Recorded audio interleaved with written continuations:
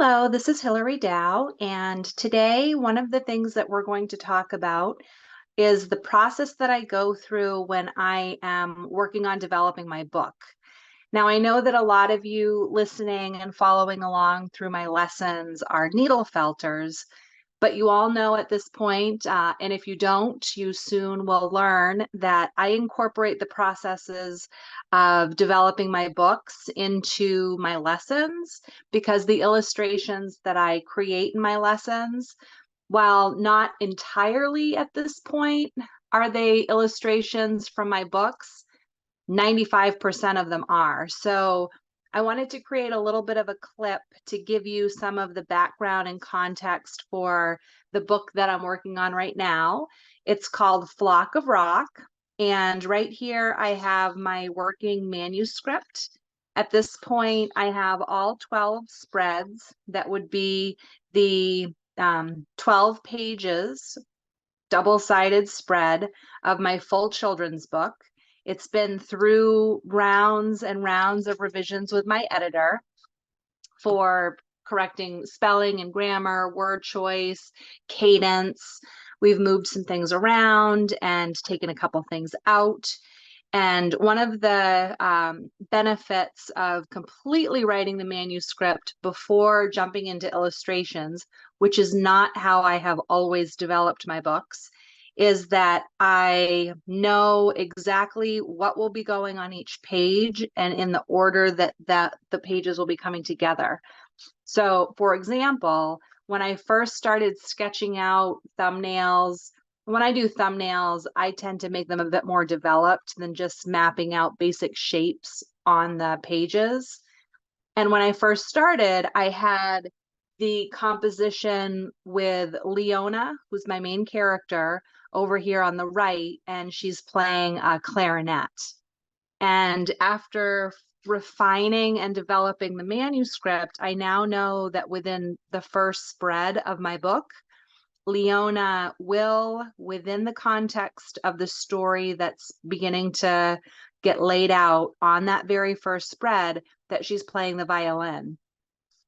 So I went back to some of the original sketches that I did, and I thought, well, okay, if my first composition is not her playing the clarinet, I'm going to stick with this layout, which ultimately moves up to the first position, so the first spread of pages, and I just rework the flow and the cadence of the sketches that I develop in order to match the story spread by spread, one at a time. Sorry, my light keeps flickering on us. I'm going to just leave that off. So you see that I have spread 1 and 2, and I have some further development of the illustrations already underway. I have my tuba spread. I've got Leona rummaging through a bin of instruments. She's playing the bass, the drums, the keyboard.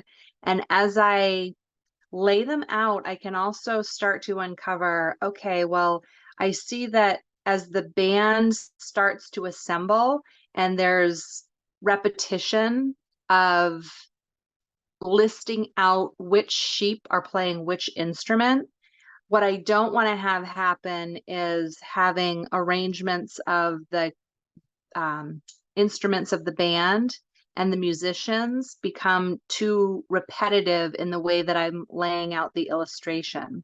So something that I think about at this point is, well, if I have 2 of the instruments, maybe 3, there will be other illustrations further along where we're seeing the rock concert, and I know that all of the instruments will be exhibited on the page within that illustration. So in this one, I might even do a redraft of this spread and have it be more of a exaggerated or emphasized perspective on whatever the instrument is within the spread for the story at that point. So I'm still working on developing my thumbnail sketches for how things will lay out, But what I will say is, as I jump into furthering develop the pasture with the flock of sheep and Leona playing her instrument in the current lesson, I'm going to be changing things up from where I had originally thought I would be starting, is this one. And I'm instead going to be developing 3 sheep that are more in the foreground, Leona also in the foreground, and maybe a couple little pops of sheep back here far in the background. However, this whole space in the upper and right hand side of the page, so the right page of the spread, will be where the text is laid in. So I don't want a whole lot of activity or detail behind here because it's going to be obscured by text anyway. So you'll see as I further develop the flock and pasture that I am going to be mindful that the bottom third of the right-hand page will have the sheep, and the top 2/3 I'm going to leave pretty basic with just the background pasture, tree line, and sky, knowing that that's where the text will be laid in. And then I'll put the emphasis on developing Leona over here on the left-hand page of the spread. So I hope that's helpful and provides a bit more insight and background on some of the steps that I go through to further develop and prepare for my felting lessons. I've come a long way from jumping into an illustration and not really having a sense of exactly where something's going to fit in the story. And my author illustrator duo role has really developed a lot in the last few years. So I've developed my felting technique and my personal style, but I've also been developing exactly what I believe is my best practice approach for ensuring that I've got a really great story that's all manuscripted and it's a fun storyline. It flows really well. There's a beginning, a middle, and an end, the whole 9 yards. It's really fantastic to work through this process differently at this point, and then pair each of the spreads with illustrations.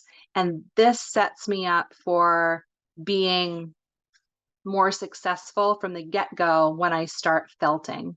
And then having my reference photos to go back to, whether it be photos, which I do have some, but a lot of this is pulled out of my imagination. But my composition being so what's the word? Exact and intentional, because I know exactly where I'm going to be putting the words on the page. So I hope you enjoy this part of this lesson. I'll probably pull this out and share it on my blog as well. If you don't follow my blog or follow my pages on social media, I'm active on Facebook, Instagram, and TikTok. I've been consistently adding more and more there. So if you're on any of those platforms, I hope you do follow. And if you're interested in more felting lessons, more of a look back of all the content I've gathered and posted on my website, I invite you to check out my masterclass, which gives you access to everything that I've added over the years and will continue to add. So do check that out, and I hope you enjoy the rest of the lesson. Thank you.